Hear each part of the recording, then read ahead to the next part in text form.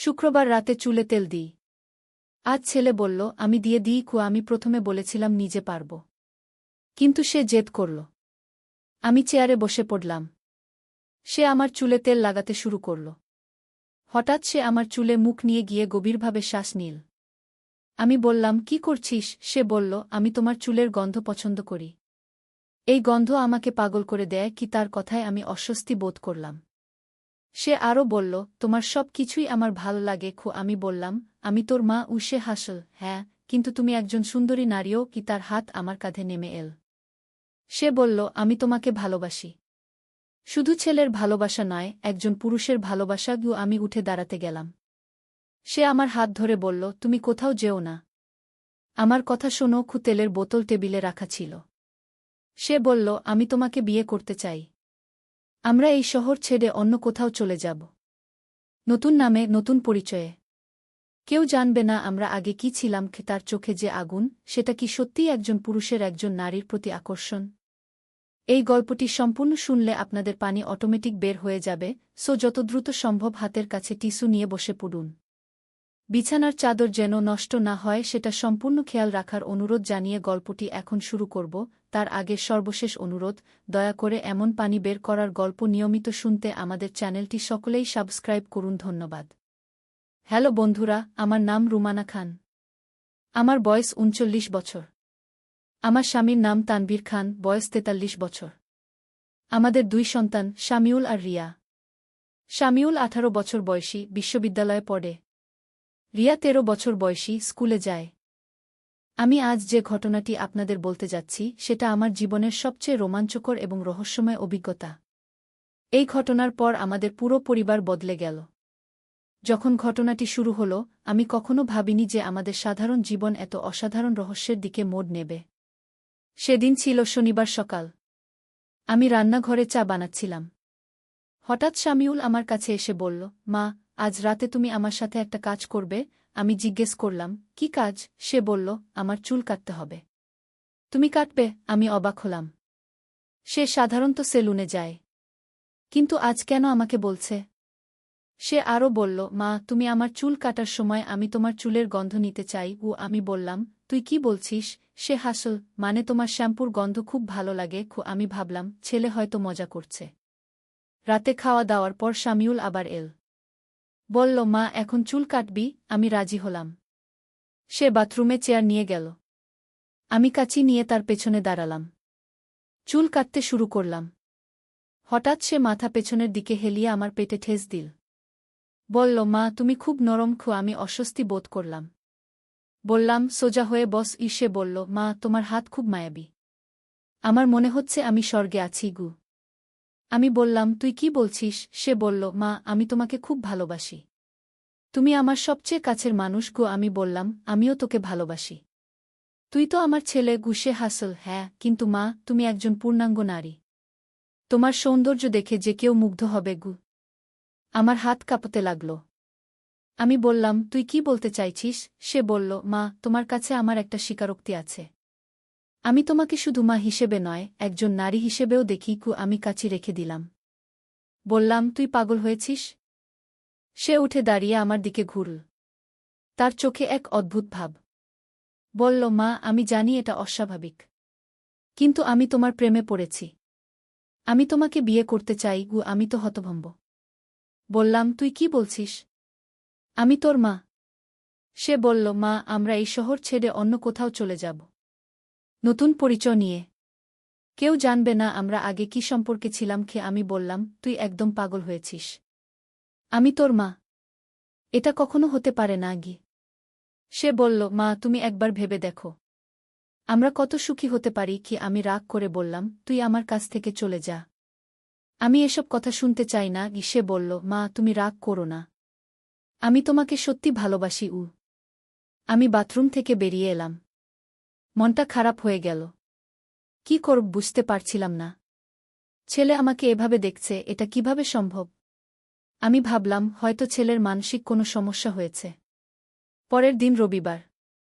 সকালে ঘুম থেকে উঠে দেখি শামিউল আমার ঘরের দরজার সামনে দাঁড়িয়ে আছে। আমি জিজ্ঞেস করলাম, কি ব্যাপার? সে বলল, মা, গত রাতের কথা ভুলে যাও। আমি খারাপ কিছু বলিনি গু। আমি বললাম, তুই সত্যি কিছু মনে করিসনি তো? সে বলল, না মা, আমি মজা করছিলাম গু। আমি একটু স্বস্তি পেলাম। ভাবলাম হয়তো ছেলে সত্যিই মজা করছিল। কিন্তু তার চোখে যে আগুন আমি দেখেছিলাম সেটা মজার মতো লাগেনি। দুপুরে খাবার সময় তানভীর বলল, কি ব্যাপার? তুমি খুব চুপচাপ লাগছ। আমি বললাম, কিছু না, একটু মাথা ব্যথা করছে। শামিউল বলল, মা, তোমার কি জ্বর এসেছে? হাত দিয়ে দেখি। আমি বললাম, না, দরকার নেই। কিন্তু সে উঠে এসে আমার কপালে হাত দিল। তার হাতের ছোঁয়া অন্যরকম লাগল। আমি তাড়াতাড়ি মাথা সরিয়ে নিলাম। বললাম, আমি ভালো আছি। সে বলল, মা, তোমার গায়ে জ্বর আছে, আমি ওষুধ নিয়ে আসি। আমি বললাম, দরকার নেই কিন্তু সে ওষুধ নিয়ে এল। বলল, মা, এই ওষুধটা খাও। আমি জিজ্ঞেস করলাম, এটা কি ওষুধ? সে বলল, জ্বরের ওষুধ, খেয়ে নাও। আমি ওষুধটা নিলাম কিন্তু খেলাম না। মনে হলো কিছু একটা খারাপ আছে। রাতে তানভীর অফিসের কাজে বাইরে গেল। রিয়া বান্ধবীর বাসায় রাত কাটাতে গেছে। বাসায় আমি আর শামিউল। আমি টিভি দেখছিলাম। হঠাৎ শামিউল এসে আমার পাশে বসল। বলল, মা, আজ বাবা আর রিয়া নেই, আমরা দুজন একা। আমি অস্বস্তি বোধ করলাম। বললাম, তুই তোর রুমে যা। সে বলল, মা, আমি তোমার সাথে আজ একটা গোপন কথা বলতে চাই। আমি বললাম, কি কথা? সে বলল, মা, আমি কাল যা বলেছিলাম সেটা মিথ্যে ছিল না। আমি সত্যিই তোমাকে ভালোবাসি, একজন পুরুষ যেভাবে একজন নারীকে ভালোবাসে। আমি উঠে দাঁড়ালাম। বললাম, তুই আবার শুরু করলি? আমি তোর মা। তুই কি বলছিস বুঝতে পারছিস? সে বলল, মা, তুমি বসো, আমার কথা শোনো। আমি বললাম, আমি শুনব না, তুই তোর রুমে যাগ। কিন্তু সে আমার হাত ধরে বসিয়ে দিল। বলল, মা, তুমি আমার কথা না শুনলে আমি কি করব জানি না। তার হাত কাঁপছিল। আমি বুঝলাম ছেলের মনে সত্যি কিছু একটা হয়েছে।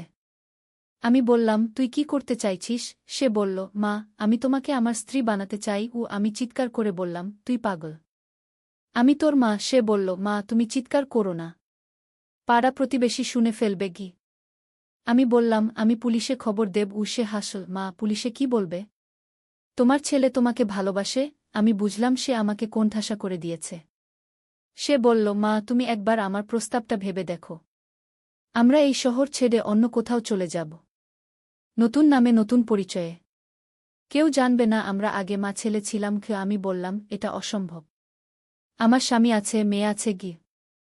সে বলল, মা, তুমি তাদের ভুলে যাও, আমি তোমাকে এত ভালোবাসি যে তুমি আর কিছু ভাবতে পারবে না। আমি দেখলাম তার চোখে এক অদ্ভুত নেশা। মনে হলো সে সত্যি পাগল হয়ে গেছে। আমি বললাম, তুই ডাক্তার দেখা, তোর মানসিক সমস্যা হয়েছে কি? সে বলল, না মা, আমার কোনো সমস্যা নেই, আমি শুধু তোমাকে ভালোবাসি। আমি বললাম, এটা ভালোবাসা নয়, এটা অসুস্থতা। সে বলল, মা, তুমি আমাকে একটা রাত সময় দাও, কাল সকালে তোমার উত্তর চাই। আমি বললাম, আমার উত্তর এখনই, আমি তোর মা, এটা কখনো হতে পারে না। সে বলল, মা, তুমি একবার ভাবো, আমি তোমাকে রানী বানাব। আমি বললাম, তুই আমার কাছ থেকে চলে যা। সে বলল, মা, আমি যাব, কিন্তু কাল সকালে তুমি আমাকে উত্তর দেবেছি বলে সে তার রুমে চলে গেল। আমি সারা রাত ঘুমাতে পারলাম না। ভাবছিলাম কি করব, ছেলে সত্যি পাগল হয়ে গেছে নাকি অন্য কিছু। আমি কি স্বামীকে বলবো? কিন্তু বললে কি হবে? তানভীর হয়তো ছেলেকে বাড়ি থেকে বের করে দেবে। সকালে উঠে দেখি শামিউল আমার জন্য চা বানিয়ে রেখেছে। বলল, মা, চা খাও। আমি চা হাতে নিলাম কিন্তু খেলাম না। ভাবলাম হয়তো চায়ে কিছু মিশিয়েছে। সে বলল, মা, তুমি চা খাচ্ছ না কেন? আমি বললাম, আমার ইচ্ছা করছে না। সে বলল, মা, তোমার উত্তর কি? আমি বললাম, আমি আগেই বলেছি, এটা অসম্ভব। সে হঠাৎ রেগে গেল। বলল, মা, তুমি আমার ভালোবাসার কদর বুঝছ না। আমি বললাম, এটা ভালোবাসা নয়। সে বলল, তাহলে এটা কি? আমি বললাম, অসুস্থতা। সে বলল, ঠিক আছে, তুমি যদি আমার কথা না মানো তাহলে আমি বাবাকে বলে দেব যে তুমি আমার সাথে খারাপ কাজ করেছ। আমি অবাক হয়ে বললাম, তুই কি বলছিস? সে বলল, হ্যাঁ, আমি বলব যে তুমি আমাকে প্রলুব্ধ করেছিলে। আমি তো হতভম্ব, ছেলে এত চালাক যে সে আমাকে ফাঁদে ফেলতে চাইছে। আমি বললাম, তুই এত নিচে নামবি? সে বলল, ভালোবাসার জন্য সব করা যায়। আমি বুঝলাম ছেলে সত্যি বিপজ্জনক। কিন্তু কি করব? তানভীর এলে সে সত্যি মিথ্যা কথা বলবে।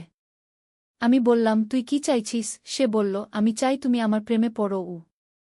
আমি বললাম, এটা সম্ভব নয়। সে বলল, মা, তুমি একবার চেষ্টা করে দেখো, হয়তো তোমার ভালো লাগবে। আমি বললাম, না, আমি পারব না। সে বলল, তাহলে আমি বাবাকে বলে দেবগু। আমি কোণঠাসা হয়ে পড়লাম। বললাম, তুই আমাকে সময় দে। সে বলল, কত সময়? আমি বললাম, একটা সপ্তাহ। সে বলল, না, 3 দিন। আমি বললাম, ঠিক আছে। এই 3 দিন আমি খুবই অস্থির ছিলাম। কি করব বুঝতে পারছিলাম না। একদিকে ছেলের হুমকি, অন্যদিকে নিজের বিবেক। আমি ভাবছিলাম হয়তো পালিয়ে যাব। কিন্তু কোথায় যাব?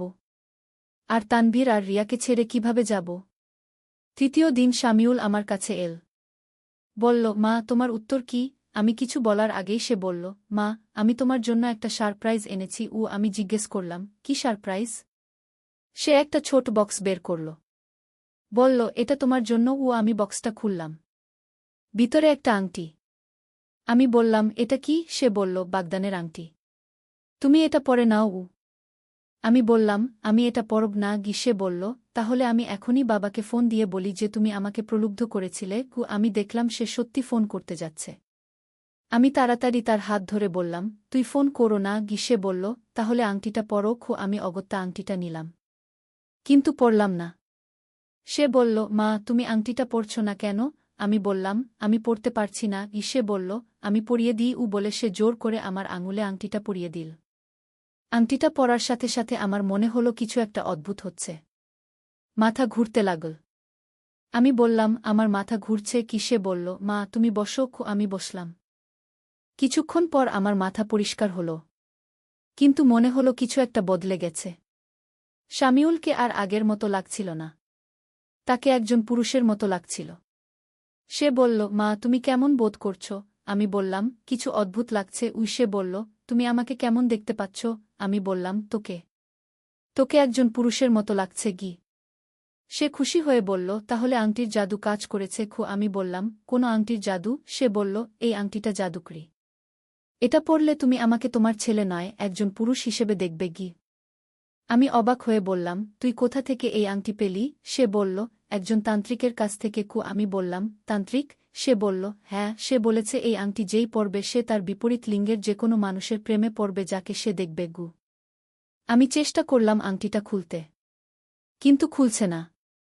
আমি বললাম, এটা খুলছে না কেন? সে বলল, এটা শুধু সেই খুলতে পারবে যে পরিয়েছে। আমি বললাম, তুই এটা খুলে দে। সে বলল, না মা, আমি খুলব না। এখন তুমি আমাকে ভালোবাসবে। সত্যি বলতে, আংটি পরার পর থেকে শামিউলকে দেখলে আমার মনে অদ্ভুত অনুভূতি হচ্ছিল।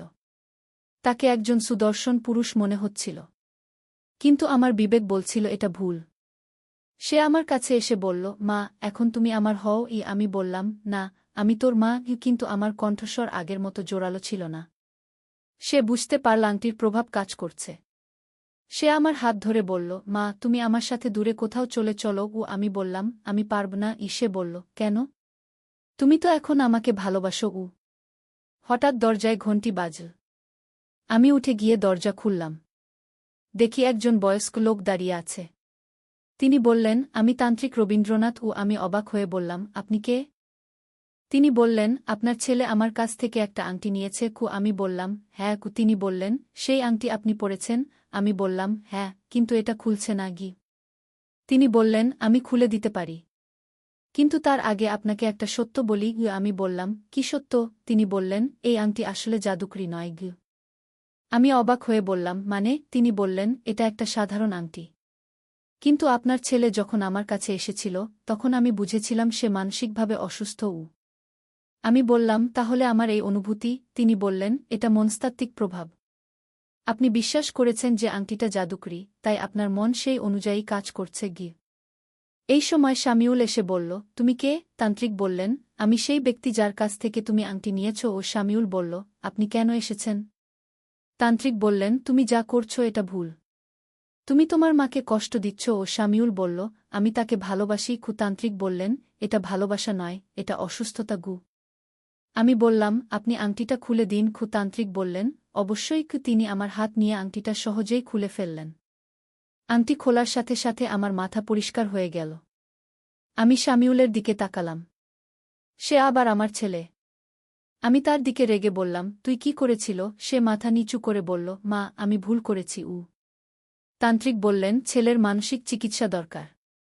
সে অবশেষণে ভুগছে। আমি বললাম, আমি কি করব? তিনি বললেন, একজন মনোরোগ বিশেষজ্ঞের কাছে নিয়ে যান।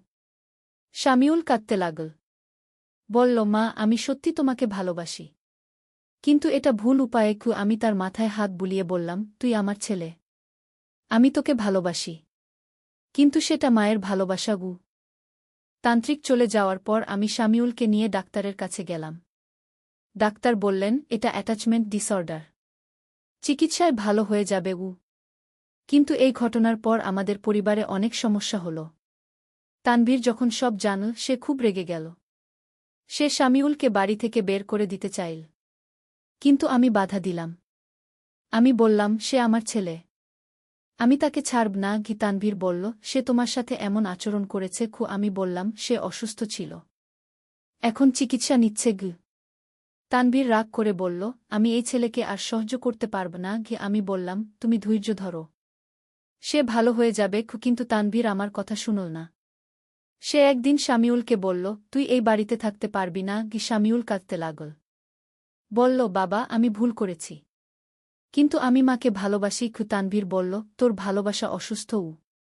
আমি তানভীরকে বললাম, তুমি তাকে বের করে দিলে আমিও চলে যাব। তানভীর বলল, তুমি পাগল হয়ে গেছ। ছেলের জন্য স্বামীকে ছাড়বে? আমি বললাম, সে আমার সন্তান।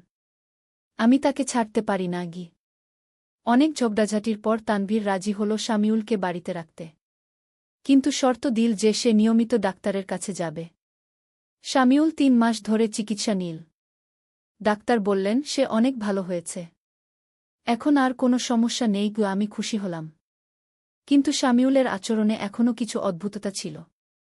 সে আমার সাথে একা থাকতে চাইত না। আমার চোখের দিকে সরাসরি তাকাত না। মনে হতো সে লজ্জা পাচ্ছে। একদিন আমি তাকে বললাম, তুই কেমন আছিস? সে বলল, মা, আমি ভালো আছি। কিন্তু আমি যা করেছিলাম তার জন্য খুব লজ্জা পাচ্ছি। আমি বললাম, তুই লজ্জা পাবি না। তুই অসুস্থ ছিলি। সে বলল, মা, আমি তোমাকে কষ্ট দিয়েছি। আমি বললাম, তুই আমার ছেলে। তুই যত কষ্টই দাও না কেন, আমি তোকে ভালোবাসব। সে কেঁদে ফেল। এই ঘটনার পর আমাদের পরিবারের সবাই বদলে গেল। তানভীর আগের মতো শামিউলের সাথে কথা বলত না। রিয়া তার ভাইয়ের সাথে দূরত্ব বজায় রাখত। শুধু আমি তাকে আগের মতো ভালোবাসতাম। কিন্তু মাঝে মাঝে মনে হতো শামিউল আমার দিকে অন্যভাবে তাকাচ্ছে। যদিও সে আর কিছু বলত না, কিন্তু তার চোখে আগের সেই আগুন এখনও আছে। একদিন আমি ডাক্তারকে এই কথা বললাম। ডাক্তার বললেন, এটা স্বাভাবিক। সম্পূর্ণ সুস্থ হতে সময় লাগে। আমি বললাম, কত সময়? ডাক্তার বললেন, হয়তো কয়েক বছর। আমি ভাবলাম, এই কয়েক বছর আমাদের কিভাবে কাটবে? পরিবারে শান্তি ফিরে আসবে তো? ঘটনার ৬ মাস পর শামিউল আমাকে বলল, মা, আমি অন্য শহরে গিয়ে পড়াশোনা করতে চাই। আমি বললাম, কেন? সে বলল, এখানে থাকলে আমার সমস্যা হবে। আমি তোমাকে দেখলে আবার পুরনো কথা মনে পড়ে। আমি বুঝলাম সে ঠিকই বলেছে। আমি বললাম, ঠিক আছে, তুই যেতে পারিস। সে বলল, তুমি কষ্ট পাবে না তো? আমি বললাম, না, আমি চাই তুই সুস্থ হয়ে উঠিস। শামিউল ঢাকা থেকে চট্টগ্রামে গিয়ে পড়াশোনা শুরু করল। মাসে একবার ফোন করত। কিন্তু বাড়ি আসত না। ১ বছর পর সে ফোন করে বলল, মা, আমার একটা মেয়ের সাথে প্রেম হয়েছে। আমি খুশি হয়ে বললাম, সত্যি? সে বলল, হ্যাঁ, তার নাম তানিয়া। খুব ভালো মেয়ে। আমি বললাম, তুই তাকে নিয়ে আয়। সে বলল, আমি আনব। কিন্তু তার আগে তোমাকে একটা কথা বলি। আমি বললাম, কি কথা? সে বলল, আমি তানিয়াকে আমাদের পুরনো ঘটনার কথা বলেছি। আমি অবাক হয়ে বললাম, তুই কেন বললি? সে বলল, কারণ আমি তার সাথে সৎ থাকতে চাই। আমি বললাম, সে কি বলেছে? সে বলল, সে বুঝতে পেরেছে যে আমি অসুস্থ ছিলাম। সে আমাকে ভালোবাসে। ২ মাস পর শামিউল তানিয়াকে নিয়ে এল। তানিয়া খুব সুন্দর এবং ভদ্র মেয়ে। সে আমাকে দেখে বলল, আন্টি, শামিউল আপনার সম্পর্কে অনেক কথা বলেছে। আপনি খুব ভালো মা। আমি বললাম, তুই তো জানিস আমাদের কি ঘটেছিল। সে বলল, হ্যাঁ আন্টি, কিন্তু সেটা অতীত। আমি শামিউলকে বর্তমানের জন্য ভালোবাসি। তার কথায় আমি খুশি হলাম। তানভীরও তানিয়াকে পছন্দ করল। সে বলল, মেয়েটা ভালো। শামিউলের জন্য উপযুক্ত। রিয়াও তার ভবিষ্যৎ ভাবিকে পছন্দ করল। ৬ মাস পর শামিউল আর তানিয়ার বিয়ে হল। বিয়ের দিন শামিউল আমার কাছে এসে বলল, মা, তুমি আমাকে ক্ষমা করেছ তো? আমি তার মাথায় হাত রেখে বললাম, তুই আমার ছেলে। মায়ের কাছে ছেলের ক্ষমা চাওয়ার দরকার নেই গি। সে কেঁদে ফেল। বলল, মা, আমি তোমাকে অনেক কষ্ট দিয়েছি। আমি বললাম, সেসব ভুলে যা। এখন তোর নতুন জীবন শুরু হোক। বিয়ের পর শামিউল আর তানিয়া চট্টগ্রামেই থেকে গেল। তারা মাসে একবার আসত। শামিউলের আচরণ এখন সম্পূর্ণ স্বাভাবিক। সে আমাকে মা হিসেবেই দেখে। 1 বছর পর তানিয়া মা হল। একটা ছেলে। শামিউল ফোন করে বলল, মা, তুমি দাদি হয়েছ। আমি খুশিতে কেঁদে ফেললাম। বললাম, তাড়াতাড়ি নাতিকে নিয়ে আয়। শামিউল যখন তার ছেলেকে নিয়ে এল, আমি দেখলাম সে একজন সুখী বাবা। তার চোখে এখন আর সেই পাগলামি নেই। আছে শুধু একজন প্রেমিক স্বামী এবং দায়িত্বশীল বাবার দৃষ্টি। আমি তানিয়াকে বললাম, তুই শামিউলকে বদলে দিয়েছিস। সে বলল, না আন্টি, ভালোবাসা তাকে বদলে দিয়েছে। আমি বললাম, তুই তাকে সত্যিকারের ভালোবাসা দিয়েছিস। এখন আমাদের পরিবার আবার স্বাভাবিক। তানবীর শামিউলের সাথে আগের মতো কথা বলে। রিয়া তার ভাইকে ভালোবাসে। আর আমি একজন গর্বিত মা এবং দাদি। কখনো কখনো মনে হয় সেই অন্ধকার সময়টা কি সত্যি ঘটেছিল। কিন্তু তারপর মনে পড়ে সেই তান্ত্রিকের কথা। তিনি বলেছিলেন, মানুষের মনে কখনো কখনো অদ্ভুত ইচ্ছা জন্মায়। কিন্তু সেটা অস্থায়ী। সঠিক চিকিৎসা আর ভালোবাসা দিয়ে সব সারানো যায়। আজ আমার নাতির বয়স 3 বছর। সে আমাকে নানি বলে ডাকে।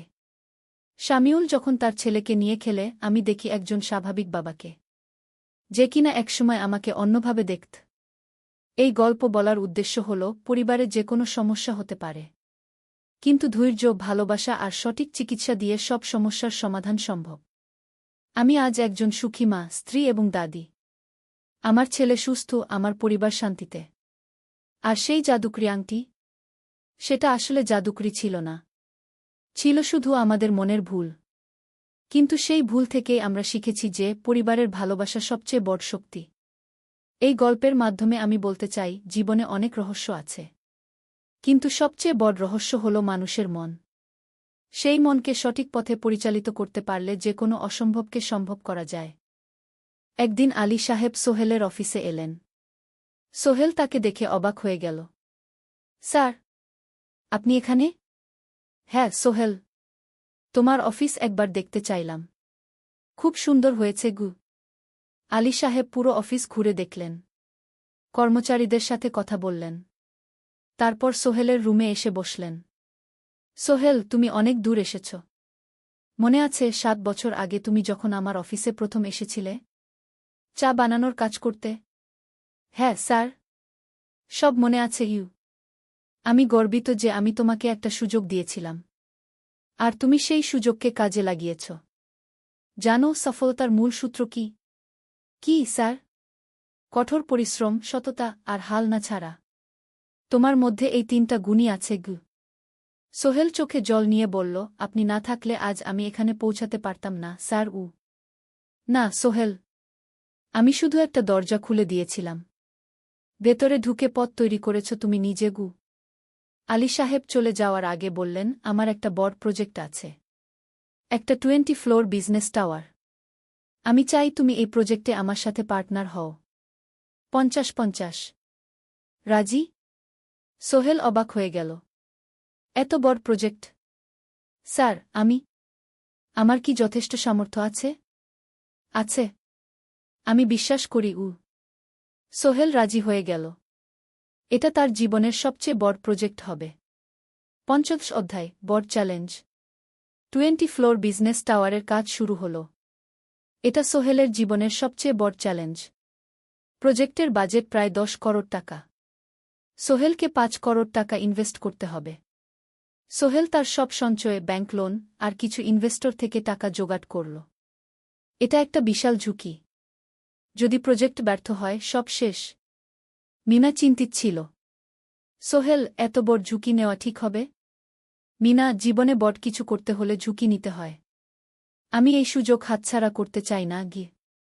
কিন্তু যদি কিছু ভুল হয়? ভুল হবে না। আমি আলী সাহেবের সাথে আছি। উনি আমাকে গাইড করবেন। প্রজেক্ট শুরু হল। প্রথম 6 মাস সব ভালোই চলছিল। কাজ সময়মতো হচ্ছে, বাজেট ঠিক আছে। কিন্তু 7 মাসের মাথায় একটা বড় সমস্যা দেখা দিল। একজন প্রধান ইনভেস্টর হঠাৎ তার টাকা ফেরত চাইলেন। তিনি অন্য একটা জরুরি কাজে টাকা লাগবে বলে জানালেন। 1 করোড় টাকা ফেরত দিতে হবে। সোহেল বিপদে পড়ে গেল। 1 করোড় টাকা এখন কোথায় পাবে? প্রজেক্টে সব টাকা ঢেলে দিয়েছে। সে আলী সাহেবের সাথে কথা বলল। আলী সাহেব বললেন, চিন্তা করো না, আমি ব্যবস্থা করছি। কিন্তু আলী সাহেবও বড় একটা প্রজেক্টে আটকে আছেন। তার হাতে লিকুইড ক্যাশ নেই। সোহেল অন্য ব্যাংক থেকে লোন নেওয়ার চেষ্টা করল।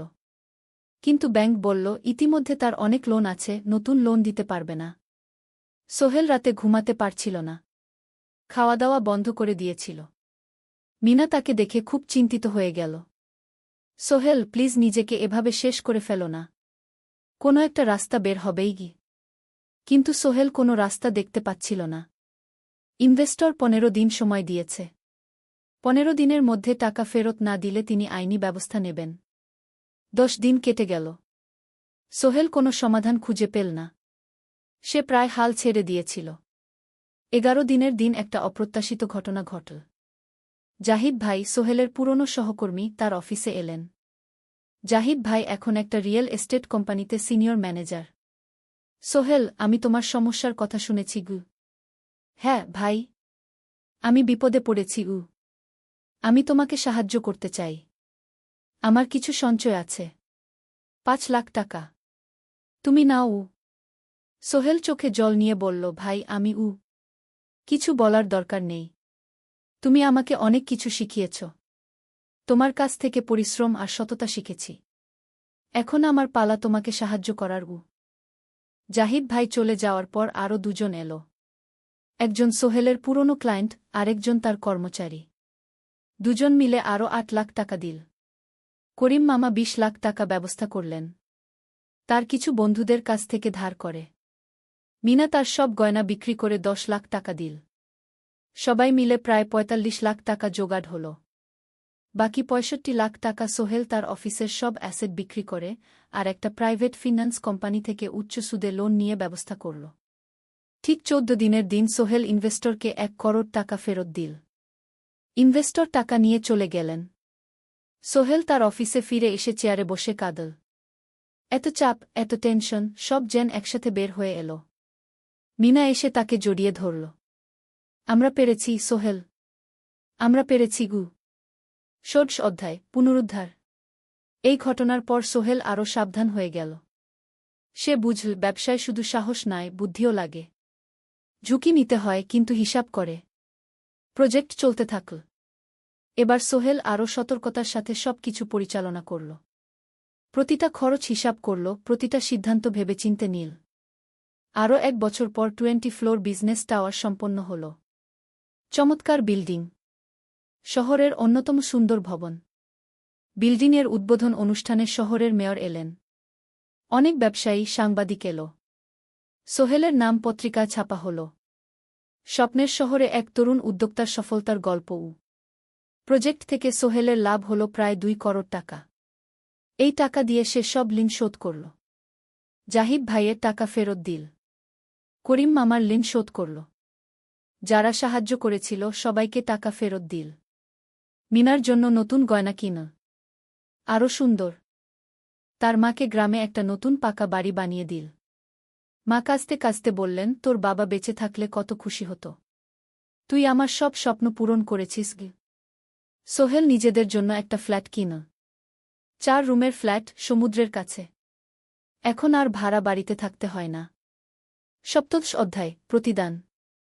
সোহেল এখন একজন প্রতিষ্ঠিত উদ্যোক্তা। কিন্তু সে তার শেখ ভোলেনি। যে গ্রাম থেকে সে এসেছে, যারা তাকে সাহায্য করেছে, কাউকেই ভোলেনি। সে তার গ্রামে একটা স্কুল বানিয়ে দিল। সোহেল ফাউন্ডেশন স্কুল কো গরিব ছেলেমেয়েরা ফ্রিতে পড়তে পারবে। ভালো শিক্ষক নিযোগ দিল। ভালো পড়াশোনার ব্যবস্থা করল। শহরে একটা ফ্রি মেডিকেল ক্লিনিক খুলল। গরিব মানুষরা ফ্রিতে চিকিৎসা পাবে। প্রতি বছর 10 জন মেধাবী কিন্তু গরিব ছাত্রছাত্রীকে স্কলারশিপ দেওয়া শুরু করল। তারা বিনামূল্যে পড়াশোনা করতে পারবে।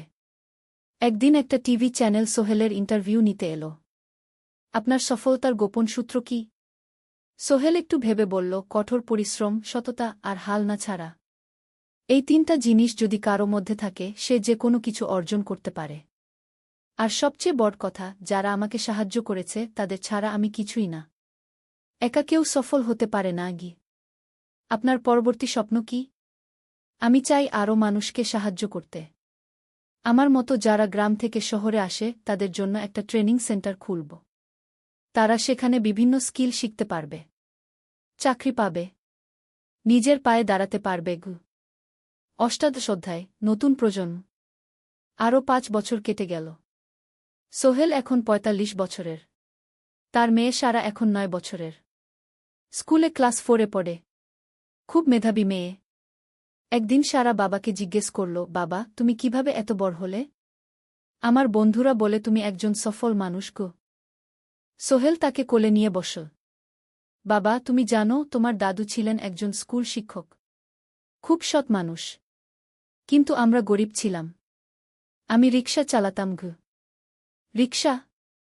সত্যি? হ্যাঁ। তারপর আমি এই শহরে এলাম। অনেক কষ্ট করেছি। কিন্তু হাল ছাড়িনি। মানুষ আমাকে সাহায্য করেছে। আর আমি কঠোর পরিশ্রম করেছি। বাবা, আমিও কি তোমার মতো হতে পারব? অবশ্যই পারবে বাবা। তবে মনে রেখো, সফলতা মানে শুধু টাকা পয়সা না। সফলতা মানে ভালো মানুষ হওয়া, অন্যদের সাহায্য করা, সৎ থাকা। সারা মাথা নাড়ল। আমি ভালো মানুষ হব বাবা। সোহেল তার মেয়েকে জড়িয়ে ধরল। মনে মনে ভাবল, তার জীবনের সব কষ্ট সার্থক হয়েছে। মিনা রান্নাঘর থেকে ডাকল, খাবার তৈরি। এসো। সোহেল সারাকে নিয়ে ডাইনিং টেবিলে গেল। ঋতু এসেছে। সে এখন বিয়ে করেছে, তার একটা ছেলে হয়েছে। সোহেলের মা মাঝে মাঝে চট্টগ্রামে বেড়াতে আসেন। আজও এসেছেন। সবাই মিলে খেতে বসল। হাসিগল্পে ভরা পরিবার। সোহেল তাকাল তার মায়ের দিকে, মিনার দিকে, সারার দিকে, ঋতুর দিকে। মনে হল, জীবনে আর কি চাই? খাওয়া শেষে সবাই বসে রইল। গল্প করছিল। হঠাৎ সোহেলের ফোন বাজল। অফিস থেকে। একটা জরুরি বিষয়। সোহেল ফোন রেখে দিয়ে মিনাকে বলল, একটা নতুন প্রজেক্টের প্রস্তাব এসেছে।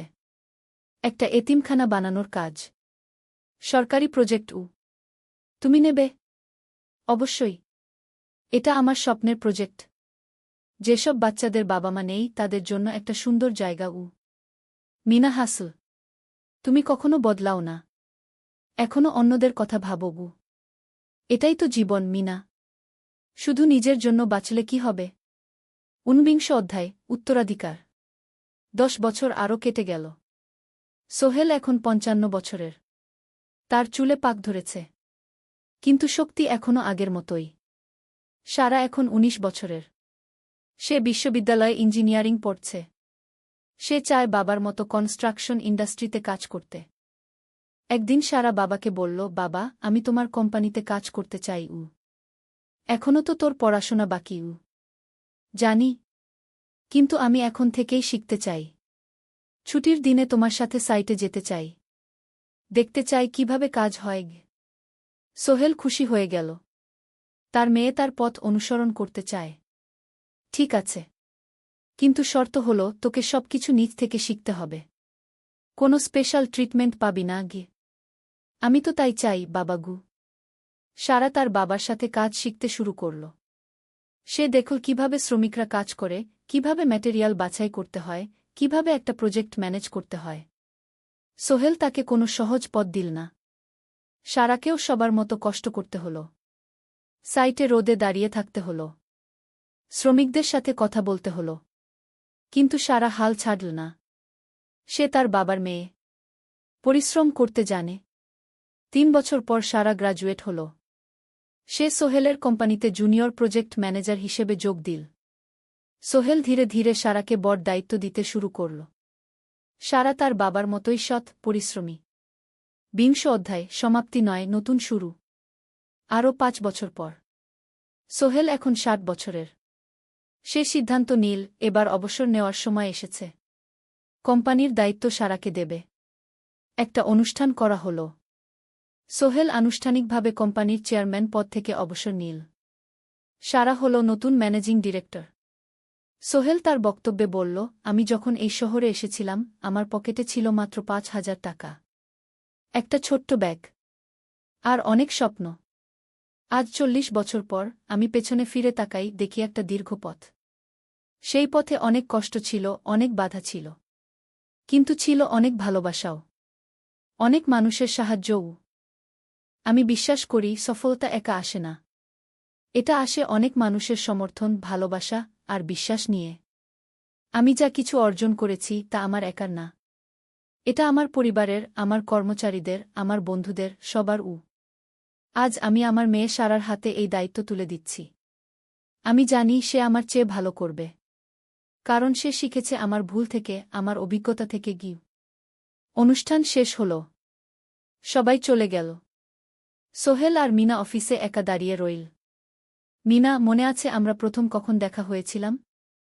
হ্যাঁ, তোমার সেই ছোট্ট মুদি দোকানে। তুমি বিস্কুট কিনতে এসেছিলে। কে ভেবেছিল সেই দিন থেকে আমাদের এই পর্যস্বপ্নের শহর। প্রথম অধ্যায়, যাত্রা শুরু। সকাল ৭টা বেজে গেছে। ঢাকার কমলাপুর রেলস্টেশনে মানুষের ভিড়। চারদিকে চা বিস্কুট বিক্রেতাদের চিৎকার, ট্রেনের হর্ন আর যাত্রীদের কোলাহল। এই বিশাল ভিড়ের মধ্যে একটা ছোট্ট ব্যাগ হাতে দাঁড়িয়ে আছে সোহেল। বয়স মাত্র ২২। গায়ের রং শ্যামলা, চোখে স্বপ্নের ঝিলিক। ভাইজা, চট্টগ্রামের টিকিট আছে? সোহেল টিকিট কাউন্টারের সামনে দাঁড়িয়ে জিজ্ঞেস করল। আছে। ৩০ টাকা। কাউন্টারের লোকটা উত্তর দিল। সোহেল তার পকেট থেকে টাকা বের করল। মোট ৫,০০০ টাকা। এই টাকা সে জমিয়েছে গত ৩ বছরে রিকশা চালিয়ে। তার স্বপ্ন ছিল চট্টগ্রাম গিয়ে একটা ভালো চাকরি পাওয়া। গ্রামে আর থাকতে চায় না সে। বাবা মারা গেছেন ১০ বছর আগে। মা আর ছোট বোন ঋতুকে নিয়ে সংসার চালাচ্ছিল রিকশা চালিয়ে। কিন্তু এভাবে তো আর সারা জীবন চলবে না। টিকিট কেটে সোহেল প্ল্যাটফর্মে এল। ট্রেন ছাড়বে আর মাত্র ১৫ মিনিট পরে। সে একটা বেঞ্চে বসে পড়ল। ব্যাগটা বুকের কাছে চেপে ধরল। এই ব্যাগে আছে তার সব সম্পদ, কিছু কাপড়, একটা ছোট্ট ফটো ফ্রেমে বাবা মায়ের ছবি, আর কিছু টাকা। কোথায় যাচ্ছেন? পাশে বসা একজন বয়স্ক মানুষ জিজ্ঞেস করলেন। চট্টগ্রাম কাকা। চাকরি খুঁজতে যাচ্ছি। কে? সোহেল বিনয়ের সাথে উত্তর দিল। ভালো। তবে শহরে সাবধানে থাকবেন। শহর মানে অনেক সুযোগ, কিন্তু অনেক ফাঁদও আছে। বয়স্ক লোকটা বললেন। সোহেল মাথা নাড়ল। সে জানে শহরের জীবন সহজ না। কিন্তু তার কোনো বিকল্প নেই। গ্রামে রিকশা চালিয়ে মাসে ৩,৫০০ টাকা আয় হতো। তার মধ্যে সংসার চালাতে হতো, বোনের স্কুলের খরচ দিতে হতো, মায়ের ওষুধের খরচ দিতে হতো। কিছুই বাঁচত না। আর এই জীবন থেকে বেরোনোর একটাই পথ, শহরে গিয়ে ভালো কাজ খুঁজে নেওয়া। সোহেল মনে মনে ভাবল তার বাবার কথা। বাবা ছিলেন একজন স্কুল শিক্ষক। খুব সৎ মানুষ ছিলেন। সবসময় বলতেন, সোহেল, তুই লেখাপড়া শিখে বড় মানুষ হবি। আমাদের পরিবারে আর কেউ বড় চাকরি করেনি। তুই করবি। কিন্তু বাবা যখন মারা গেলেন তখন সোহেল মাত্র এসএসসি পরীক্ষা দিয়েছে। ফলাফল ভালো হয়েছিল, জিপিএ অর্ধচতু। কিন্তু বাবার মৃত্যুর পর আর পড়া হল না। পরিবারের দায়িত্ব নিতে হল। ট্রেন ছাড়ল। সোহেল জানালার পাশে বসে বাইরে তাকাল। ধানক্ষেত, নদী, ছোট ছোট গ্রাম, সব পেছনে ফেলে ট্রেন এগিয়ে চল। সোহেলের মনে হল সে যেন তার পুরনো জীবনটাকেও পেছনে ফেলে আসছে। ট্রেনে একজন হকার এসে চা বিক্রি করছিল। সোহেল একটা চা কিনল। ১০ টাকা। চা খেতে খেতে সে ভাবছিল, চট্টগ্রাম পৌঁছে কি হবে? করিম মামা তাকে সাহায্য করবেন তো? চাকরি পাওয়া যাবে তো? করিম মামা আসলে সোহেলের খুব দূর সম্পর্কের মামা। সোহেলের দাদির বোনের ছেলে। অনেক বছর আগে গ্রাম ছেড়ে চট্টগ্রামে চলে গিয়েছিলেন। সেখানে একটা কনস্ট্রাকশন কোম্পানিতে কাজ করেন। বছরে একবার দুবার গ্রামে আসতেন। গত বছর যখন এসেছিলেন তখন সোহেলের মাকে বলেছিলেন সোহেলকে চট্টগ্রাম পাঠান। আমি একটা কাজের ব্যবস্থা করে দেব। সেই কথাতেই ভরসা করে সোহেল আজ এই যাত্রা। দ্বিতীয় অধ্যায়, নতুন শহর। চট্টগ্রাম পৌঁছাতে প্রায় ৬ ঘণ্টা লেগে গেল। দুপুর ১টা বাজে। সোহেল স্টেশন থেকে বের হয়ে শহরের রাস্তায় দাঁড়াল। কি বিশাল শহর! এত গাড়ি, এত মানুষ। চারদিকে উঁচু উঁচু বিল্ডিং, দোকানপাট, মানুষের ভিড়। সোহেল কিছুক্ষণ দাঁড়িয়ে থাকল সব কিছু দেখতে দেখতে। তার মনে হচ্ছিল সে যেন অন্য কোনো পৃথিবীতে এসে পড়েছে। তার পকেটে একটা ছোট্ট কাগজ আছে। সেখানে লেখা একটা ঠিকানা, করিম মিয়া, বাড়ি নং 23, রোড নং 5, আগ্রাবাদ, চট্টগ্রামকে। সোহেল একটা রিকশা ডাকল। কত নেবেন আগ্রাবাদ যেতে? 50 টাকা গু। সোহেল রিকশায় উঠল। রাস্তার দুধারে দোকান, মার্কেট, অফিস, সব কিছু দেখতে দেখতে সে অবাক হয়ে গেল। এত বড় শহর, এত কিছু! গ্রামের সেই ছোট্ট বাজারের সাথে কোনো তুলনাই হয় না। প্রায় আধা ঘন্টা পর রিকশা একটা পুরনো বাড়ির সামনে থামল। 3 তলা বাড়ি, কিন্তু রং উঠে গেছে। সিঁড়ি দিয়ে উঠে 3য় তলায় করিম মামার ফ্ল্যাটে নক করল। দরজা খুলল এক মধ্যবয়সী মহিলা। কে? আসসালামু আলাইকুম আপা। আমি সোহেল। নোয়াখালীর গ্রাম থেকে এসেছি। করিম মামা বাড়িতে আছেন? মহিলা তাকে মাথা থেকে পা পর্যন্ত দেখল। করিম তো অফিসে গেছে। তুমি কে? কোথা থেকে এসেছ? সোহেল সব খুলে বলল। মহিলা তাকে ভেতরে ঢুকতে দিল। বসো। করিম সন্ধ্যায় ফিরবে গু। ফ্ল্যাটটা ছোট। 2টো রুম, একটা ছোট্ট রান্নাঘর আর একটা বাথরুম। কিন্তু সোহেলের কাছে খুব সুন্দর লাগল। গ্রামের সেই টিনের ঘরের চেয়ে তো অনেক ভালো। মহিলা তার নাম জানাল সালমা। করিম মামার স্ত্রী। তাদের 2টো ছেলে, একজন ক্লাস 8-এ পড়ে, আরেকজন ক্লাস 5-এ। খেয়েছ? সালমা আপা জিজ্ঞেস করল। না আপা গু। অপেক্ষা করো। ভাত আছে, মাছ আছে। খাও। সোহেল প্রথমে রাজি হতে চাইল না। কিন্তু খুব খিদে পেয়েছিল। সকাল থেকে শুধু একটা চা আর বিস্কুট খেয়েছে। খাওয়া দাওয়ার পর সোহেল বসে রইল। সালমা আপা তাকে গল্প করতে লাগল। তোমার মা কেমন আছেন? তোমার বোন? ভালো আছে আপা। মার একটু গেটে বাত আছে। ওষুধ খাচ্ছেন। বোন স্কুলে পড়ে কু। তুমি কি করতে চাও এখানে? চাকরি খুঁজছি আপা। যে কোনো কাজ করব। বাসায় মা আর বোনকে টাকা পাঠাতে হবে। সালমা আপা মাথা নাড়ল। করিম তোমার জন্য কিছু একটা করবে। সে ভালো মানুষ গ। সারাদিন অপেক্ষা করু Sohel.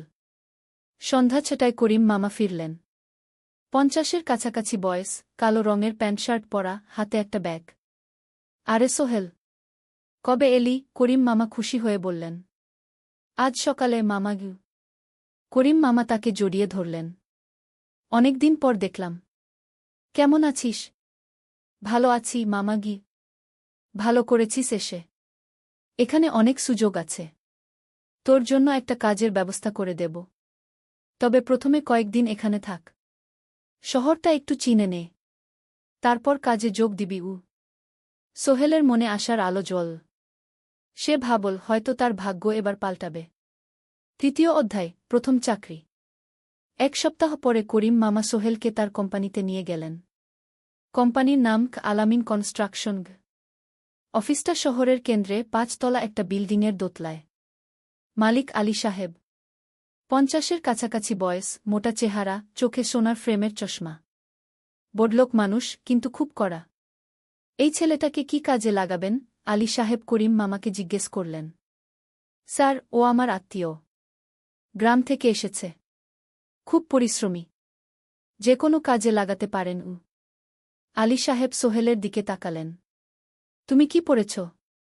Sir, SSC pass. GPA অর্ধচতু। হুম। ভালো। কম্পিউটার চালাতে পারো? না স্যার, পারি না। কিন্তু শিখতে চাই। আলী সাহেব একটু ভাবলেন। ঠিক আছে। তোমাকে অফিসের কাজে রাখব। ফাইল গুছানো, চা বানানো, কাগজপত্র নিয়ে যাওয়া, না এসব। মাসে 5,000 টাকা। রাজি আছো? জি স্যার। সোহেল খুশি হয়ে গেল। 5,000 টাকা। রিকশা চালিয়ে 3,500 পেত। এখানে 5,000। কাজ শুরু হলো পরদিন থেকে। সকাল 8টায় অফিসে যেতে হয়, ফিরতে হয় সন্ধ্যা 7টায়। প্রথম দিন সোহেল ঘুম থেকে উঠল ভোর 5টায়। তৈরি হয়ে 7:30টায় অফিসের উদ্দেশ্যে বের হল। করিম মামার বাড়ি থেকে অফিস প্রায় 5 কিলোমিটার। বাসে যেতে হয়। অফিসে পৌঁছে সোহেল দেখল সেই প্রথম আলী সাহেব এখনো আসেননি। অফিস খোলা ছিল না। 8-10 মিনিট পর একজন লোক এসে অফিস খুল। তুমি নতুন? জি। আমি সোহেল গু। আমি জাহিদ, অ্যাসিস্ট্যান্ট ম্যানেজার। এসো উ। জাহিদ ভাই সোহেলকে সব কিছু দেখাল। অফিসে মোট 6 জন কর্মচারী, 2 জন ইঞ্জিনিয়ার, একজন অ্যাকাউন্ট্যান্ট, একজন অ্যাসিস্ট্যান্ট ম্যানেজার, জাহিদ ভাই, একজন রিসেপশনিস্ট, আর এখন সোহেল। সোহেলের কাজ শুরু হলো চা বানানো দিয়ে। তারপর অফিস পরিষ্কার করা, ফাইল গুছানো, কাগজপত্র এক জায়গা থেকে আরেক জায়গায় নিয়ে যাওয়া। কাজ কঠিন না, কিন্তু সারাদিন দৌড়ঝাঁপ করতে হয়। দুপুরে খাবারের জন্য আধা ঘন্টা বিরতি। সোহেল একটা ছোট হোটেলে গিয়ে ভাতরাল তরকারি খেল। 50 টাকা। সন্ধ্যায় অফিস বন্ধ হল। সোহেল ক্লান্ত হয়ে বাসায় ফিরল। কেমন লাগল প্রথম দিন? করিম মামা জিজ্ঞেস করলেন। ভালো মামা। অনেক কিছু শিখলাম ঘ। প্রথম মাসের শেষে সোহেল বেতন পেল 5,000 টাকা। সে 3,000 টাকা মাকে পাঠাল। মা ফোনে কাঁদতে লাগলেন। আল্লাহ তোকে ভালো রাখুক সোহেল উ। সোহেলের চোখেও জল এলো। তার মনে হল সে একটা বড় কাজ করতে পেরেছে। চতুর্থ অধ্যায়, শহরের জীবন। 3 মাস কেটে গেল। সোহেল এখন শহরের সাথে মিশে গেছে। প্রতিদিন অফিসে যাও আসার পথে সে দেখে হাজারো মানুষের জীবন। কেউ সফল, কেউ ব্যর্থ, কিন্তু সবাই চলছে নিজের পথে। সোহেল অফিসের কাজের পাশাপাশি কম্পিউটার শেখার চেষ্টা করছে। অফিসে একটা কম্পিউটার আছে। যখন কেউ ব্যবহার করে না, তখন সোহেল একটু একটু শিখার চেষ্টা করে। জাহিদ ভাই তাকে সাহায্য করেন। সোহেল, তুমি যদি কম্পিউটার ভালোভাবে শিখতে পারো, তাহলে তোমার ভবিষ্যৎ উজ্জ্বল। জাহিদ ভাই একদিন বললেন। কিভাবে শিখব ভাই? ট্রেনিং সেন্টারে যাও। সন্ধ্যায় ক্লাস আছে। মাসে 2,000 টাকা লাগবে গি। সোহেল ভাবল, 2,000 টাকা অনেক, কিন্তু এটা বিনিয়োগ, ভবিষ্যতের জন্য। সে একটা ট্রেনিং সেন্টারে ভর্তি হল। সপ্তাহে 3 দিন, সন্ধ্যা 7:30 থেকে রাত 9টা পর্যন্ত ক্লাস। কম্পিউটারের basic, MS Word, Excel, PowerPoint, internet ব্যবহার। একদিন অফিস থেকে ফেরার সময় সোহেল একটা দোকানে চা খেতে গেল। দোকানের পাশেই একটা ছোট্ট মুদি দোকান। সেখানে একটা মেয়ে বসে আছে। বয়স হবে 20-এর কাছাকাছি। সাদাসিধে চেহারা, সাদা শাড়ি পরা, কিন্তু চোখে এক ধরনের দৃঢ়তা। ভাইজা, 1 প্যাকেট বিস্কুট দেন কি? সোহেল বলল। মেয়েটা বিস্কুট দিল। 20 টাকা। সোহেল টাকা দিয়ে যাচ্ছিল, হঠাৎ মেয়েটা বলল, আপনি নতুন এসেছেন এই এলাকায়, তাই না? হ্যাঁ। 3 মাস হল। কিভাবে বুঝলেন? আপনার চেহারা দেখেই বোঝা যায়। এখনও গ্রামের ছোঁয়া আছে। আর আপনি প্রতিদিন এই পথ দিয়ে যান। দেখেছি কি? মেয়েটা হাসল। সোহেলও হেসে ফেল। আপনি খুব পর্যবেক্ষক মনে হচ্ছে গি। জীবনে অনেক কিছু দেখেছি, তাই মানুষকে চিনতে শিখেছি গি। আপনার নাম? মিনা। এই দোকান আমার বাবার। উনি অসুস্থ, তাই আমি দেখছি গু। সেদিন থেকে সোহেল প্রায়ই সেই দোকানে যেতে শুরু করল। মিনার সাথে গল্প করত। ধীরে ধীরে তাদের মধ্যে একটা বন্ধুত্ব তৈরি হল। মিনাও তার জীবনের গল্প বলল। মিনার মা মারা গেছেন যখন সে মাত্র 7 বছরের। বাবা আব্দুল হামিদ একা হাতে মিনাকে বড় করেছেন। মুদি দোকান দিয়ে সংসার চালান। মিনা কলেজে পড়ে, অনার্স 2nd ইয়ার। সকালে কলেজে যায়, দুপুরে ফিরে এসে দোকান সামলায়। বাবার হার্টের সমস্যা আছে, তাই ভারী কাজ করতে পারেন না। তোমার স্বপ্ন কি? একদিন সোহেল জিজ্ঞেস করল। গ্র্যাজুয়েশন শেষ করে একটা ভালো চাকরি করব। তারপর বাবাকে ভালো চিকিৎসা করাব। তুমি? আমিও চাকরি করে পরিবারকে ভালোভাবে দেখভাল করতে চাই। মা আর বোনকে নিয়ে শহরে আনব একদিন গু। দুজনেই নিজেদের স্বপ্নের কথা বলতে গিয়ে বুঝল তাদের স্বপ্ন অনেকটা একই রকম। 5ম অধ্যায়, বিপদ। 6 মাস কেটে গেল। সোহেল এখন আলী সাহেবের খুব প্রিয় কর্মচারী। সে শুধু চা বিস্কুট দেওয়ার কাজই করে না, এখন কম্পিউটারেও কিছু কাজ শিখেছে।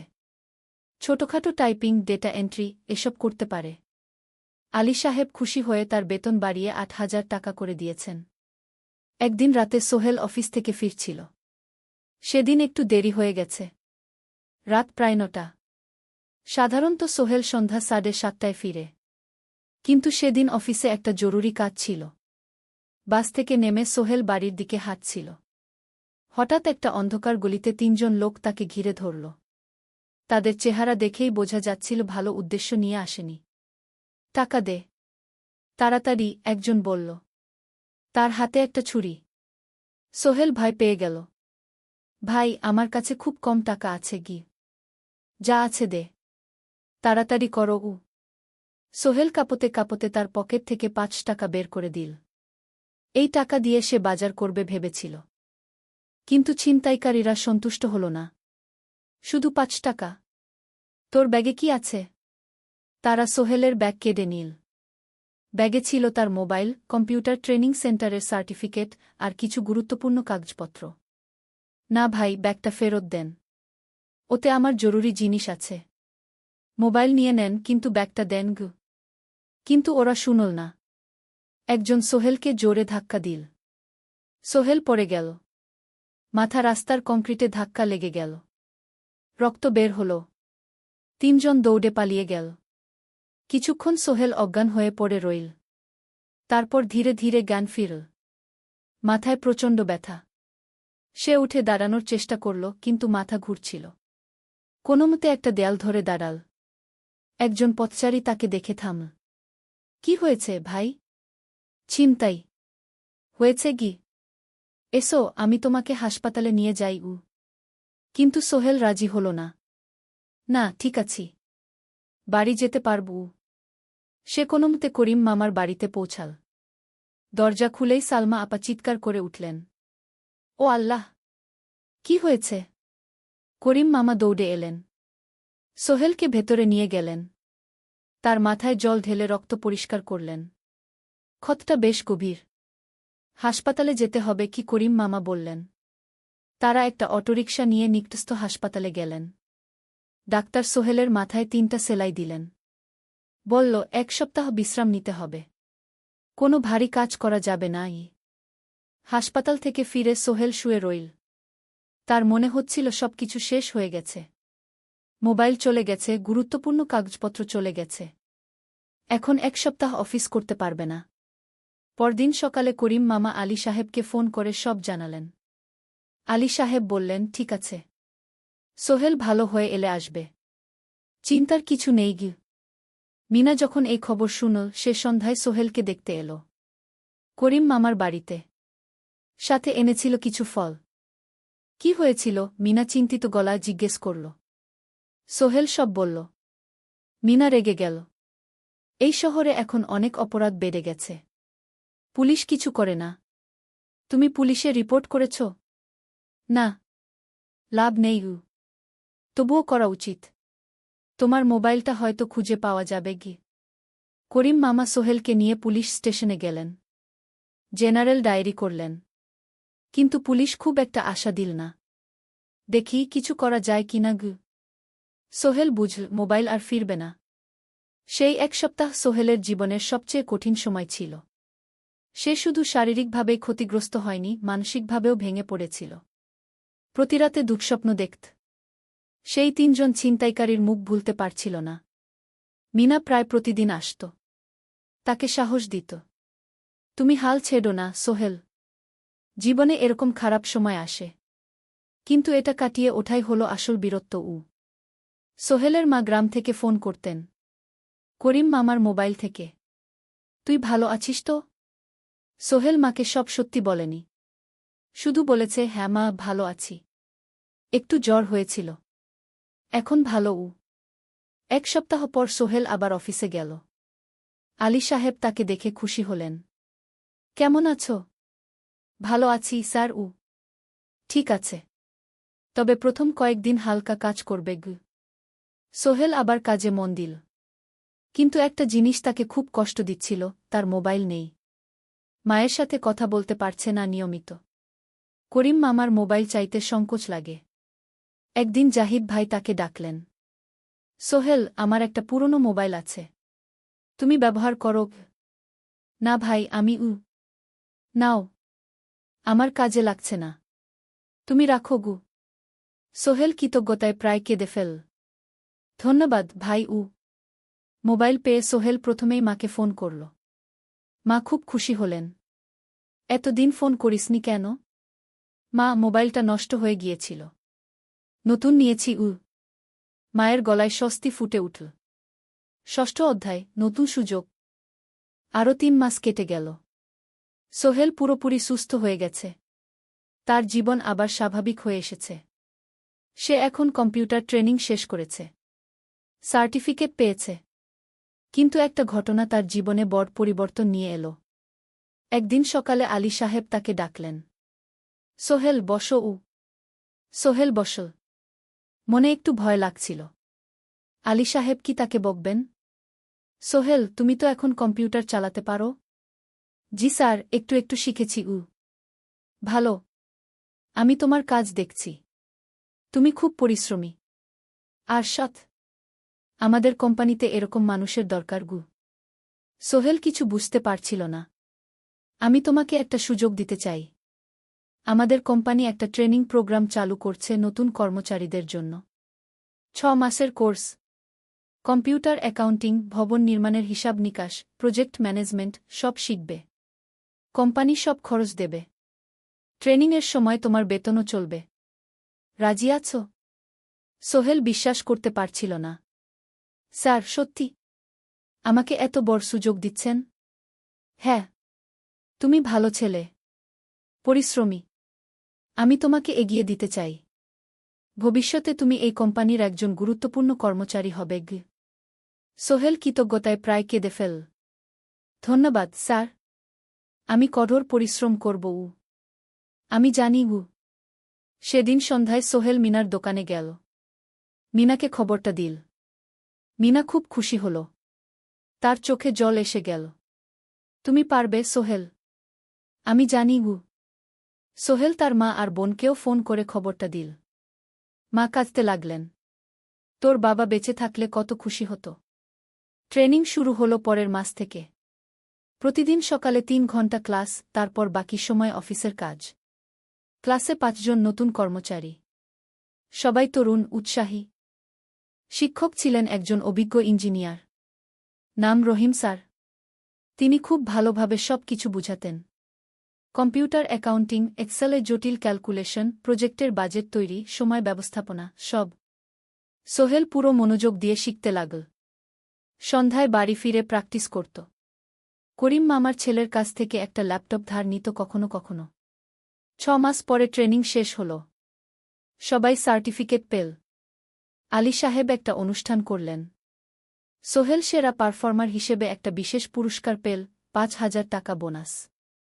আলী সাহেব ঘোষণা করলেন, সোহেল, আজ থেকে তুমি আমাদের জুনিয়র অ্যাকাউন্ট অ্যাসিস্ট্যান্ট। তোমার বেতন 15,000 টাকা। সোহেল অবাক হয়ে গেল। 8,000 থেকে 15,000, প্রায় দ্বিগুণ। সেদিন রাতে সোহেল ঘুমাতেই পারল না। খুশিতে, উত্তেজনায় তার চোখে ঘুম নেই। সে ভাবল তার জীবন কিভাবে বদলে যাচ্ছে। 2 বছর আগে যে রিকশা চালাত, আজ সে একটা নামকরা কোম্পানির অ্যাকাউন্ট অ্যাসিস্ট্যান্ট। 7ম অধ্যায়, প্রেম ও প্রস্তাব। 1.5 বছর হয়ে গেল সোহেলের চট্টগ্রাম আসার। সে এখন একজন সফল যুবক। তার মা গ্রামে খুব খুশি। প্রতি মাসে সোহেল 10,000 টাকা পাঠায়। ছোট বোন ঋতু এখন কলেজে ভর্তি হয়েছে সোহেলের পাঠানো টাকায়। মায়ের চিকিৎসাও ভালোভাবে হচ্ছে। মিনার সাথে সোহেলের সম্পর্ক এখন আর শুধু বন্ধুত্ব নয়। দুজন দুজনকে ভালোবাসে। কিন্তু কেউ কাউকে সরাসরি বলার সাহস পায়নি। প্রতিদিন দেখা হয়, গল্প হয়, কিন্তু সেই একটা কথা বলা হয়ে ওঠে না। একদিন শুক্রবার ছুটির দিন। সোহেল মিনাকে বলল, আজ কি একটু ঘুরতে যাবে? কোথায়? পতেঙ্গা বিচ। তুমি কি কখনো গেছ? না। কিন্তু আমার দোকান। শুক্রবার। তোমার বাবা সামলাবে।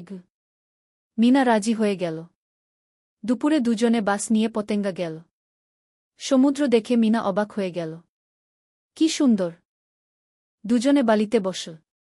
ঢেউয়ের শব্দ শুনতে শুনতে গল্প করছিল। হঠাৎ সোহেল বলল, মিনা, তোমার সাথে কিছু বলার ছিল। বলো।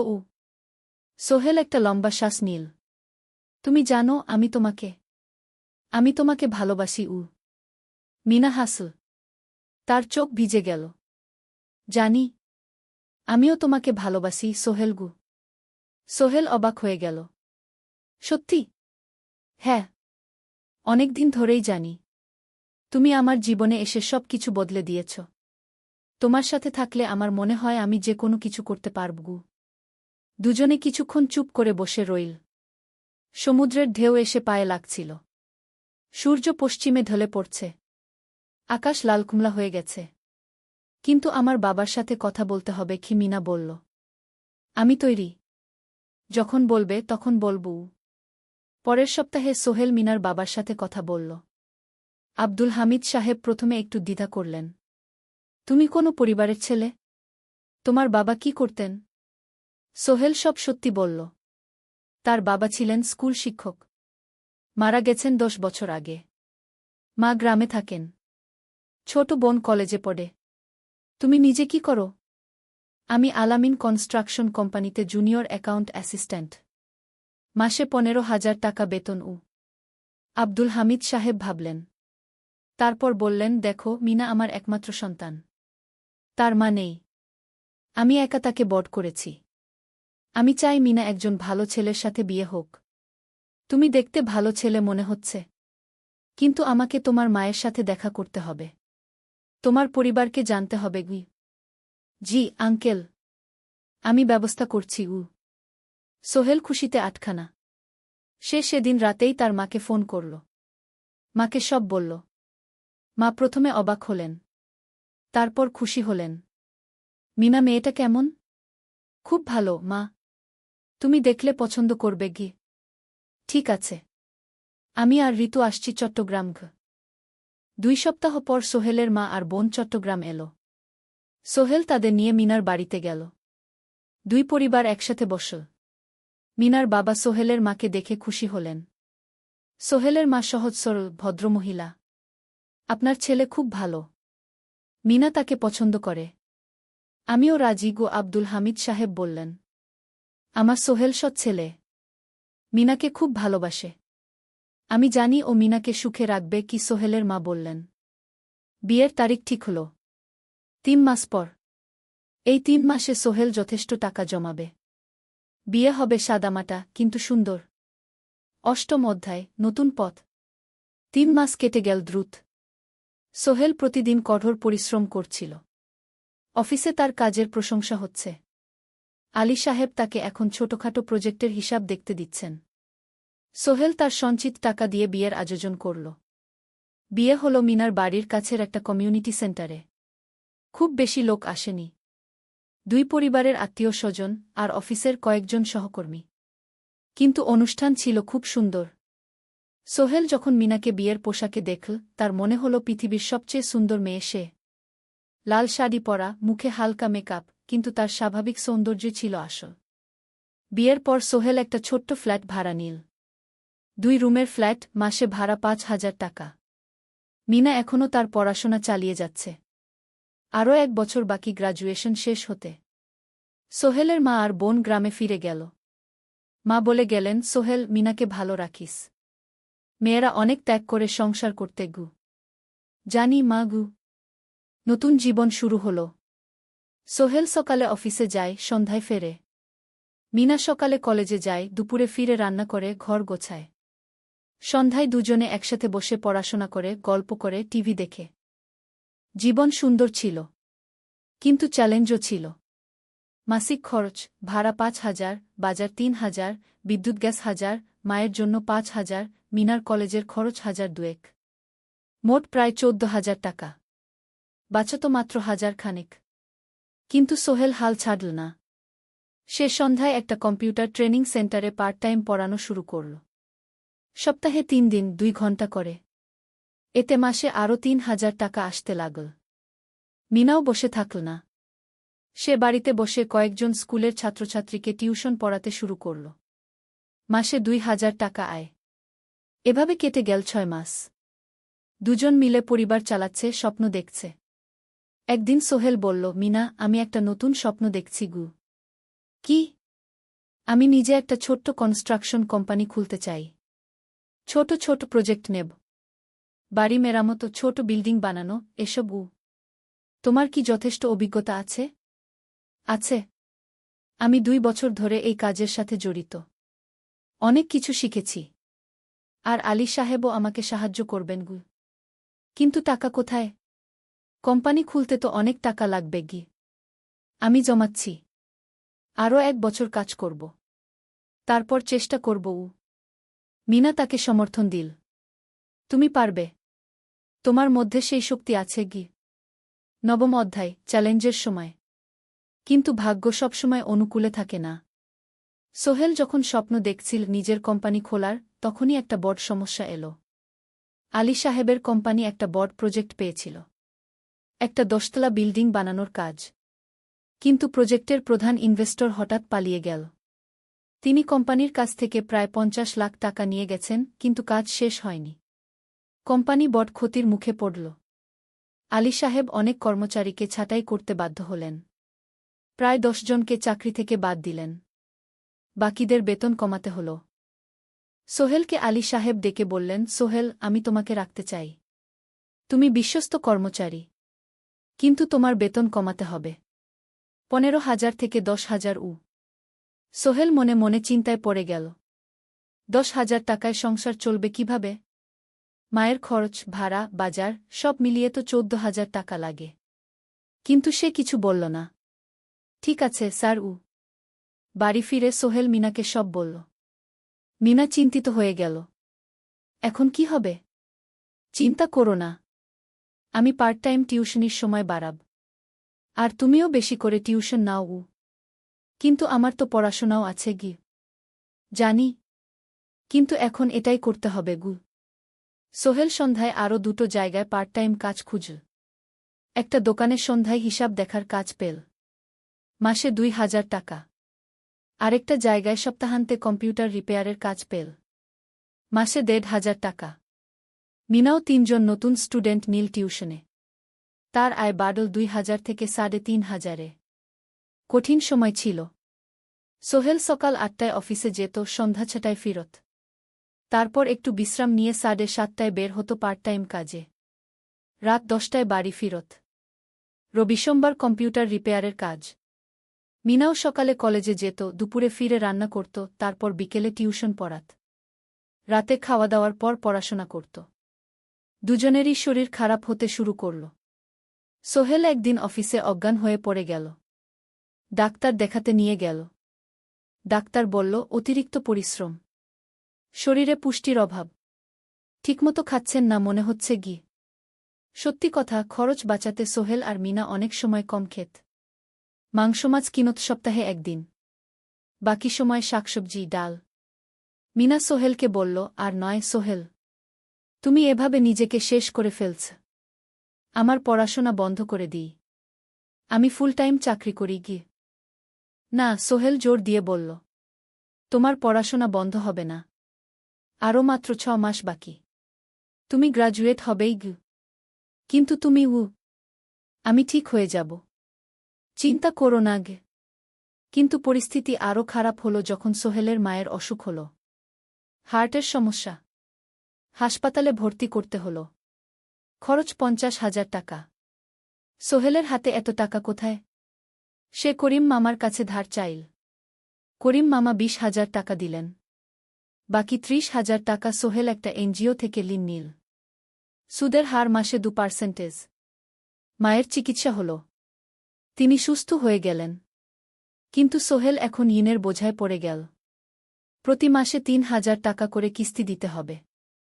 সেই রাতে সোহেল আর মিনা বিছানায় শুয়ে কথা বলছিল। সোহেল বলল, মিনা, আমি মনে হয় ভুল করেছি। শহরে এসে বিয়ে করে তোমাকে কষ্টে ফেলেছি গু। মিনা তার হাত ধরল। না সোহেল, তুমি ভুল করনি। জীবনে এরকম খারাপ সময় আসে। কিন্তু এটা কাটিয়ে ওঠাই হলো আসল শক্তি।